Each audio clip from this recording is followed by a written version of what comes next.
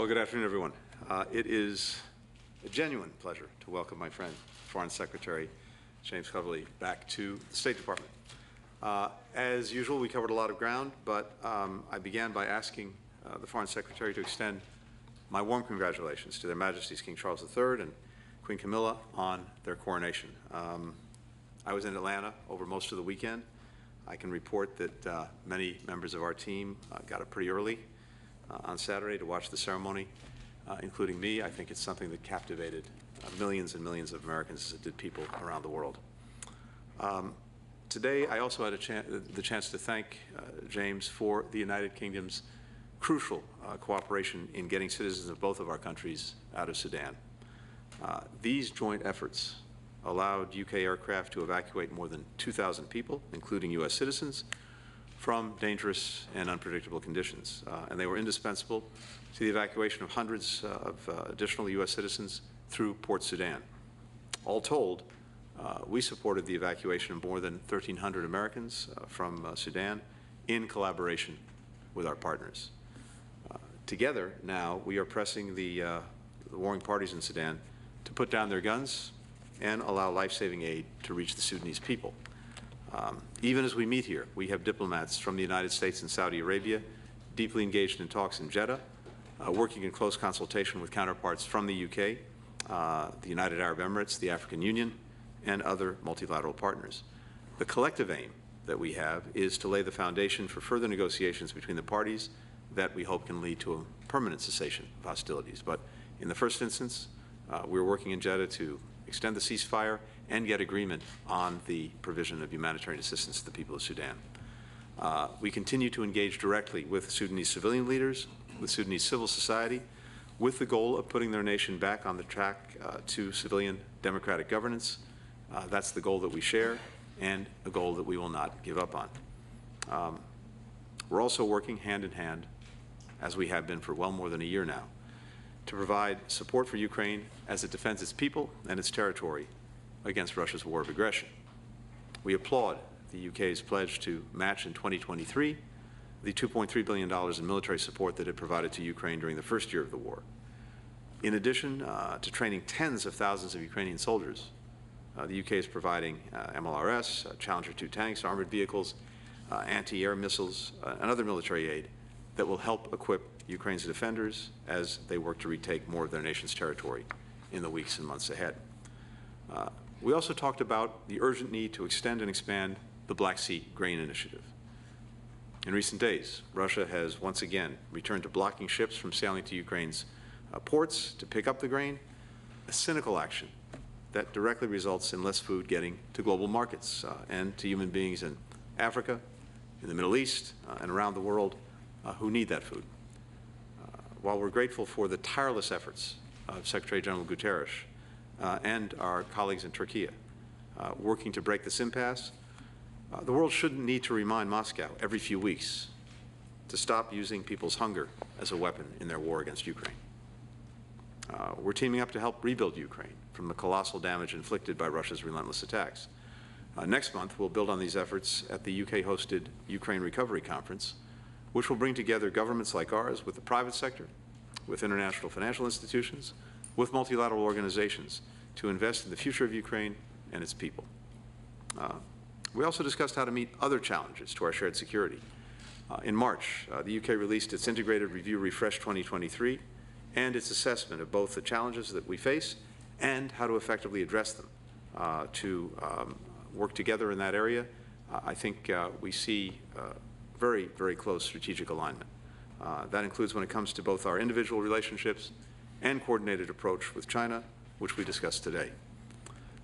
The vision that James set out a few weeks ago in his speech at Mansion House underscores the shared approach when it comes to key issues like ensuring peace and stability across the Taiwan Strait, as well as looking for ways to cooperate with China where we can work together to solve big challenges.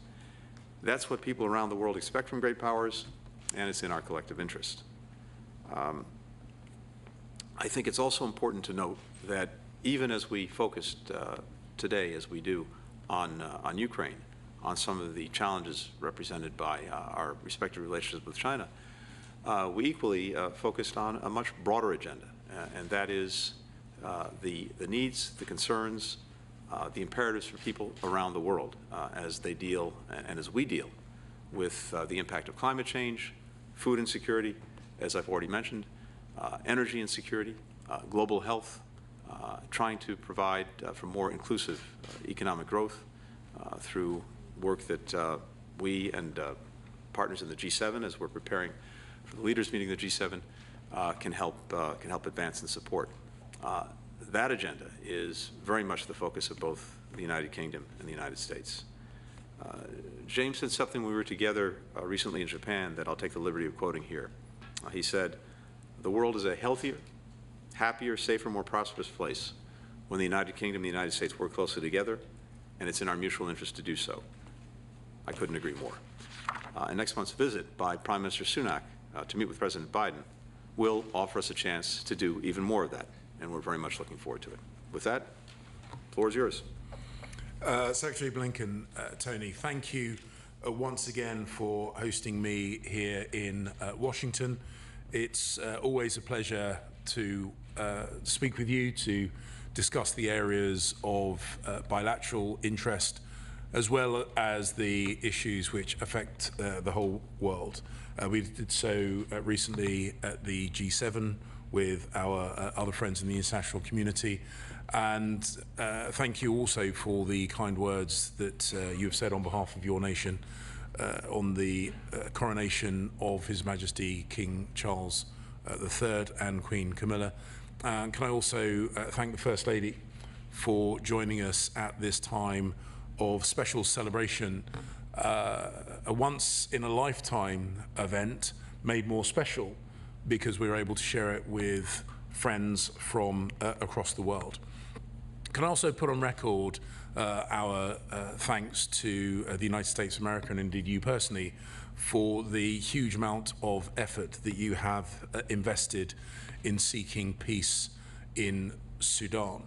It was a situation which unfolded whilst we were meeting at the G7 in Japan, and I commend the effort that you personally put in engaging with the generals, with the leadership of the warring factions to try and bring initially a ceasefire, and then your ongoing work, the ongoing work of the United States of America in trying to broker a sustainable peace. It should remind everybody that whilst we are, of course, working on the support that we give to Ukraine in their self-defense, and I'll touch upon that again in a moment, we are not distracted from the pressing issues of the day, and we deal with them effectively, we deal with them collaboratively, and we are able to do so because of the very strong bilateral relationship that our two countries enjoy, a relationship which is invested in regularly by the visits that we make over here. And as you say, I know the Prime Minister is very much looking forward to meeting with President Biden when he comes across next month. But also, we are very grateful to the President for his recent visit to the United Kingdom to celebrate the 25th anniversary of the Good Friday Agreement, a topic which I know is of great interest and passion to him, and we value your country's engagement on that issue. We remain committed to building peace and prosperity around the world, just as we are attempting to do in Sudan, and we continue to work towards that goal in Ukraine. Every time I come to the United States, I make a point of thanking your nation for the scale of support that you have given to Ukraine. You are the largest donor, both in military and economic terms, and I know that your support is incredibly important in their ability to defend themselves against this unprovoked attack from Russia. We, of course, spoke at length about the nature of that support, about the next few months, and the importance to not only look at the context through the prism of the conflict, but also to focus on the future rebuilding work that will inevitably be needed. We are very pleased, the UK is very pleased to host on behalf of Ukraine, the Ukraine Recovery Conference, where we will seek to build a coalition that will enable Ukraine to rebuild its country after this conflict has been concluded, after they regain their country back. And we value the United States of America's coordinating role in ensuring that the private sector as well as the public sector is heavily involved in that reconstruction. From the UK's point of view, we'll of course also continue to provide financial and military aid. We intend to give the Ukrainians the tools they need to successfully defend themselves against the invasion. But just as we did with Sudan, we remain focused on the needs of some of the poorest people in the world. And I echo your comments on the Black Sea Grain Initiative. It is completely wrong that Russia uses the hunger of some of the poorest people in the world to pursue leverage during this conflict. They should re-sign the Black Sea Grain Initiative and do so immediately. They should unlock the supply of food to go to those people around the world who need it most, and it is perverse that they are using hunger in the developing world as leverage in their conflict in Ukraine. We did, of course, also have the opportunity to speak about issues on a broader context, and of course how we recognize the role that China has in world affairs, and how we respond to China's action will of course be an ongoing part of our bilateral discussions. I recently gave a major speech on the UK's posture towards China, which was derived from our recent integrated review refresh. We made the point that we need to defend ourselves as nations. The UK is doing this, as indeed the United States of America is, against inappropriate activities by China. We also need to make sure that we build alliances and strengthen the pre-existing alliances that we have, as I'm doing today with the United States of America, but also with our friends in the Indo-Pacific region. And we have to engage with China directly, robustly, regularly, to seek to influence the decisions that are made in Beijing and do so in a way that benefits the whole world, whether that be on the maintenance of peace across the Taiwan Strait, which of course is something which affects all of us, irrespective of where we are in the world, to issues such as climate change, pandemic prevention and response. And that, of course, brings us full circle to our bilateral relations with the United States of America. We have been close defense partners, we are intelligence sharing partners, and of course we have strong economic ties. And we will seek to find opportunities where the UK can be a strong economic partner to the United States of America, as well as being a strong defensive partner as well. It is, and thank you for reminding me of that quote, I do happen to be rather proud of it. I think it is in our mutual interest and in the interests of everyone around the world that the UK and US bilateral relationship continues to be one of the points of pride, and one which is strong, and one which I intend to make even stronger still in the future. Thank you. We'll take 4 questions. First, Kylie Atwood from CNN. Good morning. Thank you both for taking questions. Secretary Blinken, I want to just ask you a quick question on China and then pivot to Ukraine. This week, when Ambassador Burns met with the Chinese foreign minister, did they agree to begin planning on your rescheduled visit to Beijing? And then on Ukraine, does Ukraine have what it needs to be successful in winning back at least some of the territory that Russia is now occupying in the upcoming counteroffensive? And Secretary Cleverly, the same question for you. Does Ukraine have everything it needs to be successful in winning back some of that territory? And then specifically related to international support for Ukraine headed into the coming months and year, there are reports that your country is preparing to send long-range missiles to Kyiv.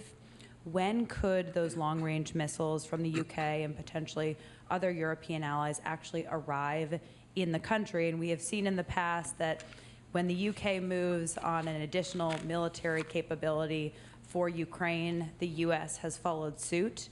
In any of your conversations so far, have you gotten indications that that might be the case with long-range missile systems as well? Thank you. Thank you. Carly, thanks very much. Happy to start. With regard to China, I'm obviously not going to go into any detail about the ambassador's conversations with Chinese counterparts.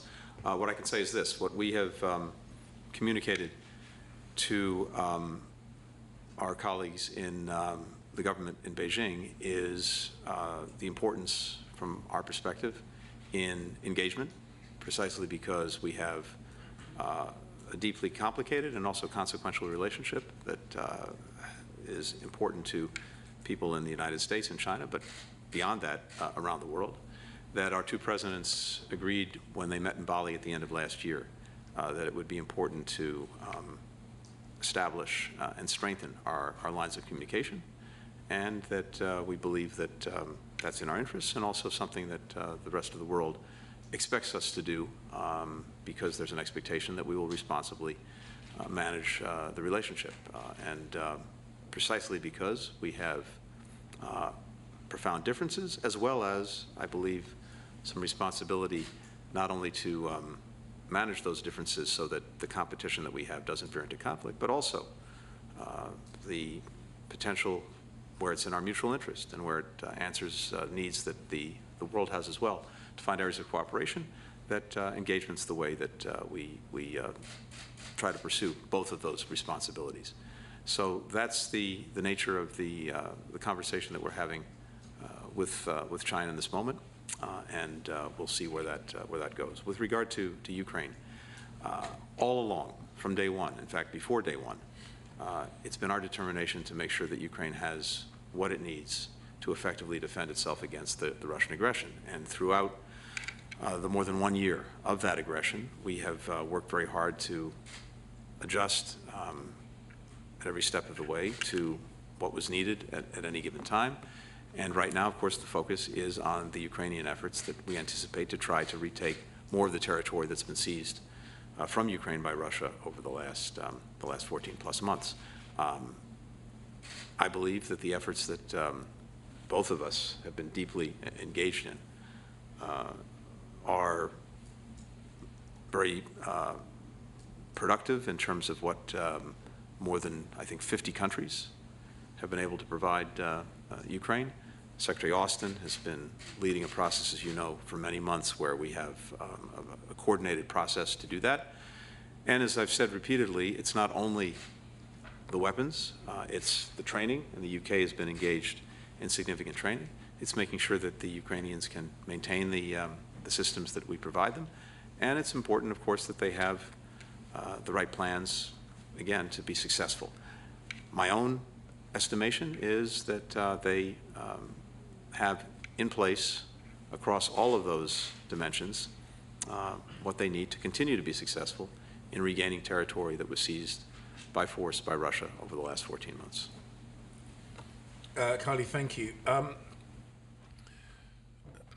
going to take slight issue with one of the elements in your question, but thank you for highlighting that the UK has been very proactive in our support for Ukraine. We are very proud of the fact that we provided the anti-tank, the handheld anti-tank missile systems ahead of the February of last year's invasion by Russia, and those pieces of equipment proved very consequential in Ukraine's defense of Kyiv. But I also think it's important that we put on record that the United States, from the very start, has been very active, very effective in its support, and as befits a country of the scale and power of the United States of America, it is the largest donor of the Allies. So I wouldn't want to imply that there's either kind of competition between us or anything else. We have, from the very start, worked in close coordination. The nature of our militaries is different. The natures of our political systems are different. There are some things that the UK is able to do more quickly because of the nature of our political system. And there are some things that the American system allows them to do different and better. It's not about always trying to replicate what our allies do.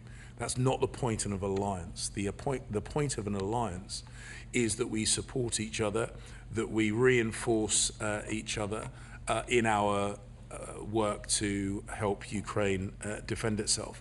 And as Secretary Blinken said, we constantly assess and coordinate with each other and with the Ukrainians to make sure that the support that we are giving them matches the needs at the time.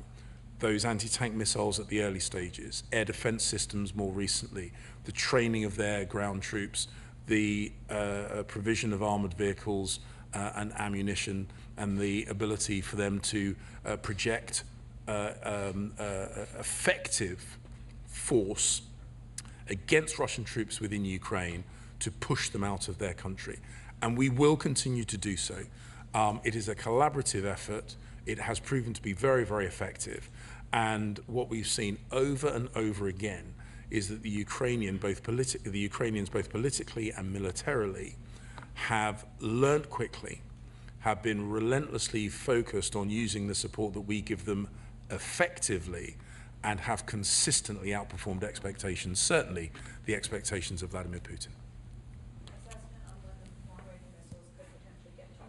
Well, look, you would, I'm sure, understand that anything to do with operational details about the nature, the timing, the scale of our support would be counterproductive for us to discuss publicly. We'll next go to Mark Stone with Sky News. Thank you both very much. Secretary Blinken, a question for you in a moment, if I may. But first of all, for Foreign Secretary Cleverly, it feels as though support for Ukraine is waning a little bit. You may disagree with that, but you can feel it on Capitol Hill with influential sections of the Republican Party and their base across America skeptical now about the seemingly never-ending support for Ukraine. If Ukrainians don't deliver a decisive victory over the next few months, how does Britain persuade America that they must continue to lead support for Ukrainian victory? And if you can't, what then? And a second question for you, if I can, just a little bit more on the long-range missiles. Can you give us any assessment of whether these long-range missiles will come and what effect that will have on the battlefield? And then in a moment for you, sir. Well, look, I've said this. Why don't you put your question on record? Okay, sorry, I will. Yeah, of course. Secretary Blinken, I want to focus with you on American priorities, if I may. Since the war started, there have been nearly 9,000 civilian casualties in Ukraine, according to the UN. In America this year, in the past 5 months, 15,000 people have died from gun violence, 70,000 people died last year from opioid overdoses, many of those drugs coming from China. Your argument on defending Ukraine is clear, but with so many fundamental challenges here at home and politicians telling people that security begins at home, how do you maintain support for a battle far away? Thank you. So firstly, on our support for Ukraine, and when I say our, I mean the wider alliance of friends who are supporting Ukraine. This means the UK and the United States of America and others. We need to recognize that the outcome of this conflict will have effect all over the world. I've said over and over again, the eyes of the world are watching. They are watching how we respond to this challenge. They are watching to see our resolve, and whether it be in capital cities or non-state actors, the message that we send now is really important. I think the message that we should send is that when we commit to something, we stick with it. We have the grit, we have the determination, we have the strategic endurance to see it through until its successful conclusion, and anyone watching should learn that lesson. I would also make the point that, of course, there has been an economic impact on people in the United States of America and in the United Kingdom. This is not a byproduct of Russia's invasion of Ukraine. This is part of the conflict. economic coercion through their restrictions of hydrocarbons, pinching off the supply of grain to the developing world. This is part of the conflict, is not a byproduct of the conflict.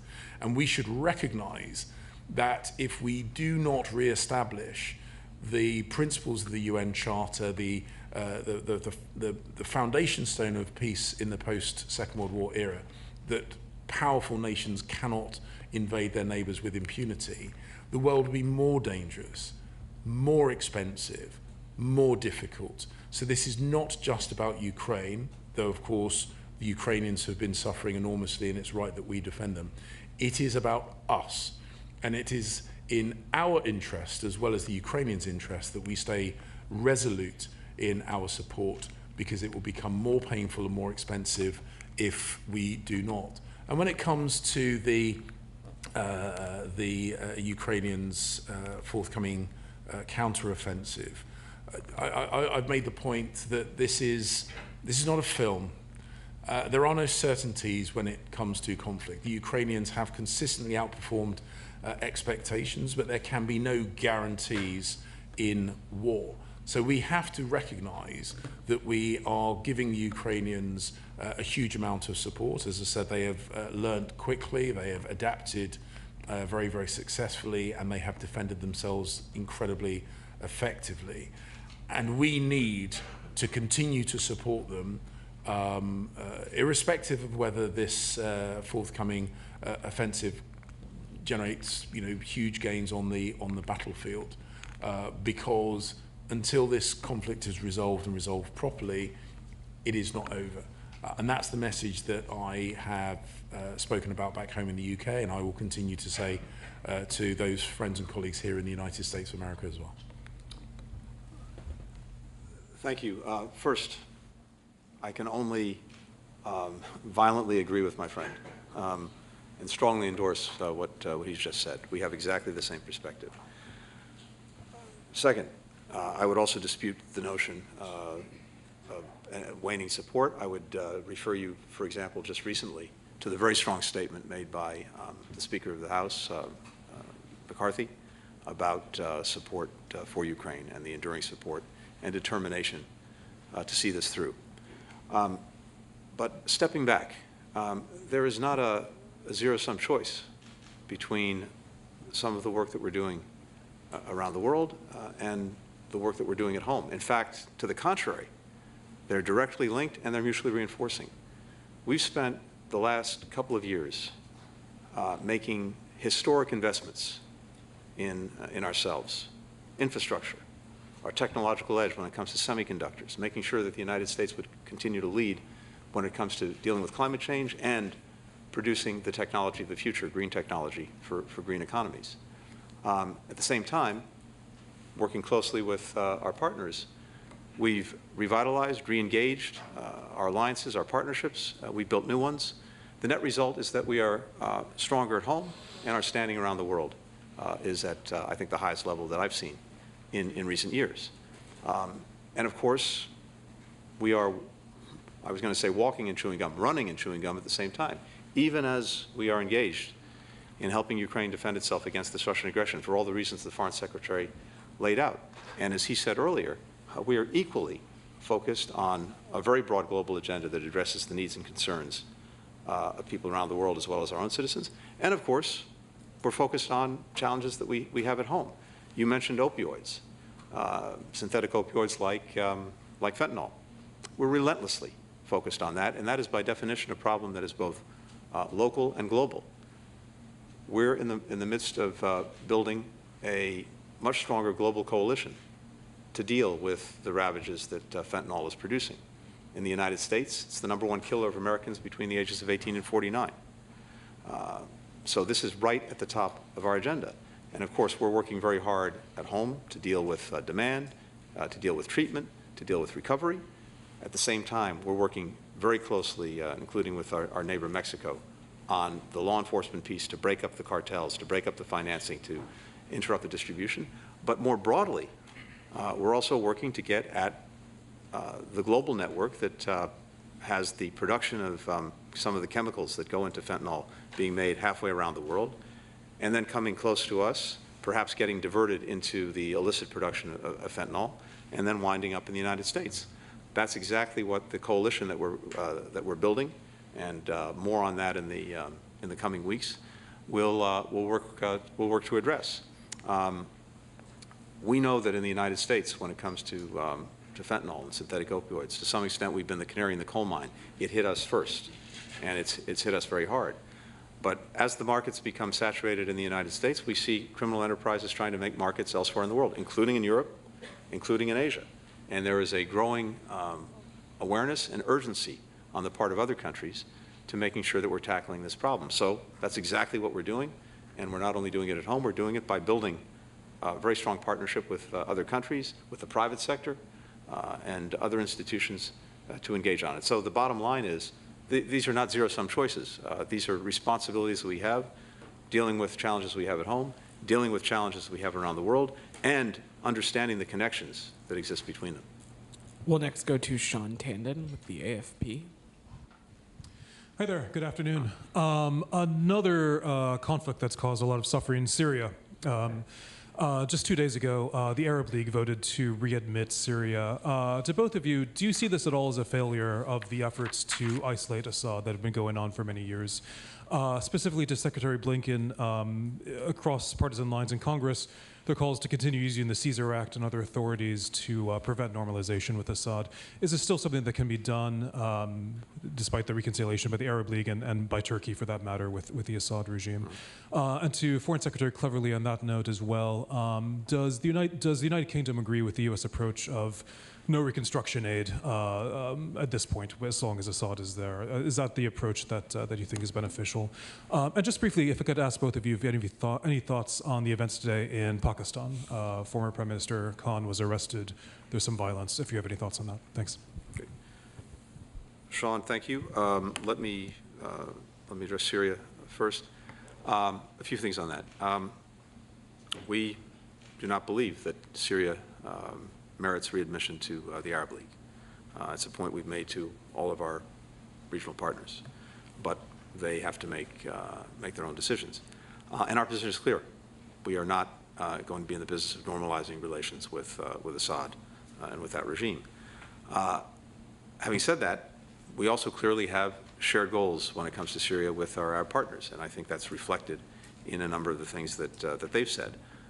First, ultimately, the only solution to the crisis inflicted on Syria by Assad has to be consistent with the UN Security Council Resolution 2254 that lays out expectations for a ceasefire, for humanitarian assistance, and for free and fair elections to ensure that Syrians have a government that actually reflects the will of the Syrian people. We agree on the importance, the imperative of expanding humanitarian access to Syria. We agree on the importance of continuing the work to degrade ISIS or Daesh to make sure that it can't reemerge. And we agree on the importance of reducing Iran's malign influence and presence in Syria, as well as more broadly in the region. So I think the Arab perspective is articulated through the Arab League is they believe that they can pursue these objectives through more direct engagement. But we may have a different perspective when it comes to that, but the objectives that we have, I think, are the same. So that's where the focus is.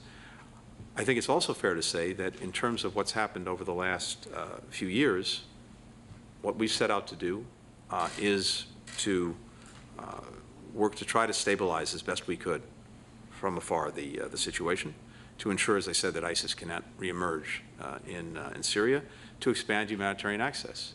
And on those criteria, I think we've actually made some progress. Fewer Syrians have lost their lives in the last few years. It's unfortunately a low bar given the horrors of the last decade, but that is a fact.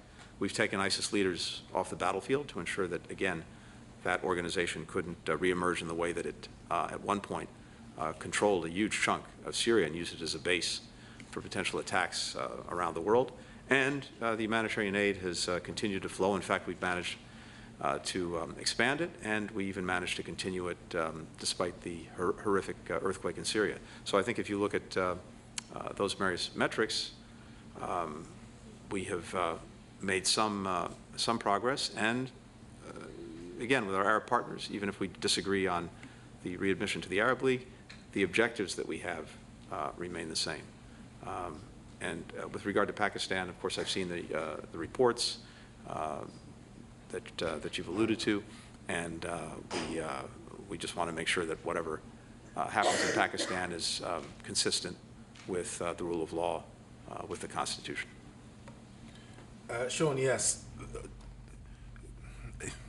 Again, this is an occasion where the UK and the US share very, very similar views. I had a number of conversations with our interlocutors in the region ahead of the formal announcement of Syria's readmission. I say to you now what I said to our friends in the region, that the UK is very uncomfortable with Syria's readmission to the Arab League, but as Secretary Blinken said, ultimately it is a decision for the membership of the Arab League. The point that I have made is that there needs to be conditionality if they choose to take this course of action. Have they done it as they have done? It needs to be conditional on some fundamental changes of behavior from Damascus and from the Assad regime. The protection of Syrians, if they choose to go back to Syria from the refugee camps in the region, needs to be assured.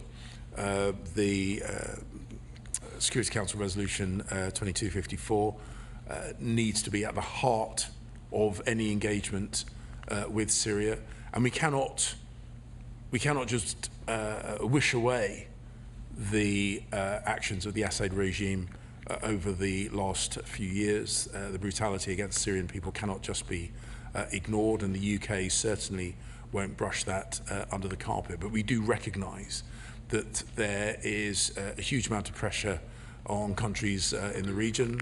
They seek to alleviate that pressure through engagement with the Assad government or the Assad regime in Damascus. And as I say, if they are going to do that, then my strong view is that they should make sure that any steps that they take are more than matched by fundamental changes in behaviour from the Assad regime and commitments that are then adhered to in line with 2254. Again, with regard to Pakistan, I've seen the headlines. I've not yet had the opportunity to be briefed in detail. The UK has a long-standing and close relationship with Pakistan. We are Commonwealth partners. We want to see peaceful democracy in that country. We want to see the rule of law adhered to. I'm uncomfortable to speculate any further without having a detailed briefing on that. We'll final question go to Nick Allen of The Telegraph. Thank you. If I could turn to trade, please. Secretary Blinken, how do you address concerns on the other side of the Atlantic about the Inflation Reduction Act? What do you say to allies who might feel it's protectionist at their expense? And Foreign Secretary, in the absence of an FTA and with the emergence of the Inflation Reduction Act, what specifically are you pushing for to boost joint economic security and the bilateral investment relationship between the two countries? For example, was there any discussion today about critical minerals and a deal similar to the one with Japan? Thank you. Thank you. I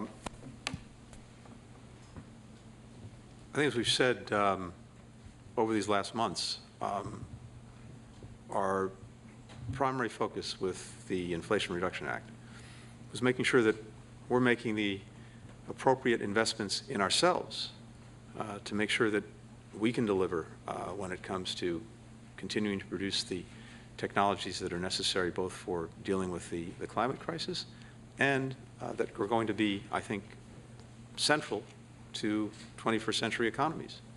And that's what the Act is all about. This is a historic commitment to dealing with climate, and also a historic commitment to making sure that our economy is producing the very things that will be front and center for economies around the world over the next decades. But as we've also said very clearly, the intent is broader than that in terms of making sure that collectively, with countries around the world that have a similar approach and are of similar mind, that we're working together to build the strongest possible collective infrastructure, supply chains, ecosystem to produce those technologies. And we've also worked to make sure that to the extent there were any unintended consequences coming from the act, that we've addressed those. And that's what we've been working to do, I think, successfully over the recent months. This is not at all a zero-sum. On the contrary, I think it offers the prospects for a collective race to the top, not a race to the bottom when it comes to both addressing the climate crisis and making sure that our economies are producing the very technologies that are going to be front and center in the 21st century global economy, and making sure that our countries collectively are doing that, and that we are producing the strongest possible diversified and resilient supply chains. All of these things are connected. I think there are profound benefits in the IRA for many of our partners around the world, because again, we will be increasingly joined in a supply chain that that we've been working to build. So I suspect that when the Prime Minister is here, we'll continue that conversation. As the Foreign Secretary said, we continue to look at ways to strengthen and deepen what is already an extraordinarily strong economic partnership between our countries. Nick, I know FTAs are often used as a shorthand for closer economic partnerships. We are not prioritizing an FTA with the United States of America because there are many areas where we can work more closely, more collaboratively, have real economic coordination that does not require the traditional kind of tariff-reducing elements of an FTA. One of the advantages of being able to speak directly and regularly is the ability to coordinate and make sure that the completely understandable and correct desire of every government to make sure that it protects itself against future economic coercion, for example, that it protects itself against pinch points of critical elements of its supply chain. And that is right and proper that governments seek to do that. But in doing so, also seeks the opportunity to work closely with like-minded friends and economic allies, in the same way that we are amongst the strongest defensive allies in the world as two member states of NATO. We are intelligence sharing partners through the Five Eyes intelligence sharing relationship. The UK is also seeking to build an economic alliance which protects the interests of the United States of America while simultaneously protecting the UK's interests, protects standards, protects against the use of constrictions of key elements of global supply chains as a form of political or as a form of coercion. And all these things are best done in close coordination, which is why, whether it's in Japan or in London or in Washington or anywhere else, we always take the opportunity to discuss, as we do, the situation in Ukraine, those other immediate pressing issues, but also some of the long-term ways that we can work more collaboratively to protect those things that Tony quoted that I've said in the past, the things that make us healthier and wealthier, more prosperous and safer. And I have no doubt that when my Prime Minister comes to the United States next month, that'll be very much on the agenda that he discusses with President Biden. Thank you, Your Excellencies. Thank you. Thank you. Do you comment on the Gaza situation?